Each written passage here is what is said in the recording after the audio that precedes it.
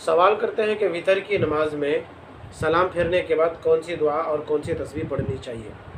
جواب یہ ہے کہ وطر کی نماز میں دونوں طرف سلام پھیرنے کے بعد 3 مرتبہ سبحان الملک القدوس پڑھیں گے، 2 مرتبہ آہستہ پڑھیں گے اور تیسری مرتبہ بلند آواز سے زور سے پڑھیں گے۔ جیسے میں پڑھ کے بتلاتا ہوں، سبحان الملک القدوس، سبحان الملک القدوس، سبحان الملک القدوس۔ تیسری مرتبہ میں ہلکی سی آواز میں بلندی لانی ہے، تیزی لانی ہے۔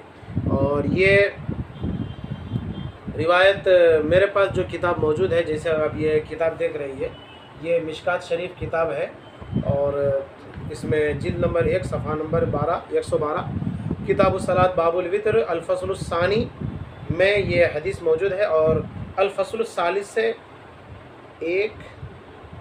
ایک حدیث پہلے یہ روایت موجود ہے، میں پڑھتا ہوں۔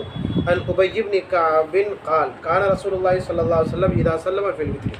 حضرت ابی بن کعب سے روایت ہے، کہتے ہیں کہ اللہ کے رسول صلی اللہ علیہ وسلم جب وطر میں سلام پھیرتے قال سبحان الملک القدوس، تو آپ کہتے ہیں سبحان الملک القدوس کہتے ہیں۔ رواہ ابو داؤد والنسائی، اس روایت کو امام ابو داؤد نے بھی نقل کیا ہے، نسائی نے بھی نقل کیا۔ آگے دیکھیں، وفی روایت النسائی عن عبد الرحمن، اور نسائی کی روایت میں حضرت عبد الرحمن سے روایت ہے، قال کان یقول، کہتے ہیں کہ اللہ کے رسول صلی اللہ علیہ وسلم کہتے تھے اذا سلم، جب سلام پھیرتے کیا کہتے تھے؟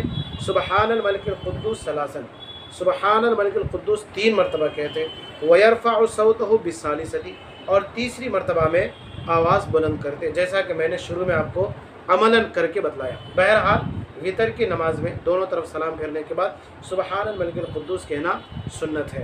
اور نسائی کی روایت میں، یہ میرے پاس تو مشکات صرف فی الحال کھلی ہوئی ہے، نسائی کی روایت میں ایک اور لفظ ہے کہ رب الملائکۃ والروح، یہ بھی الفاظ آتے ہیں۔ بہرحال سبحان الملک القدوس کا کہنا یہ سنت ہے، اس سنت پر عمل کرنا چاہیے۔ یہ میں کہوں گا کہ یہ سنت مہجورہ ہے، لوگوں نے اس سنت کو چھوڑ دیا ہے، بلکہ بعضوں کو تو پتہ بھی نہیں ہے کہ یہ بھی ایک کوئی مسنون طریقہ ہے اور یہ بھی کوئی وظیفہ اور دعا اور کوئی تسبیح ہے وطر کی نماز کے بعد پڑھنے کی۔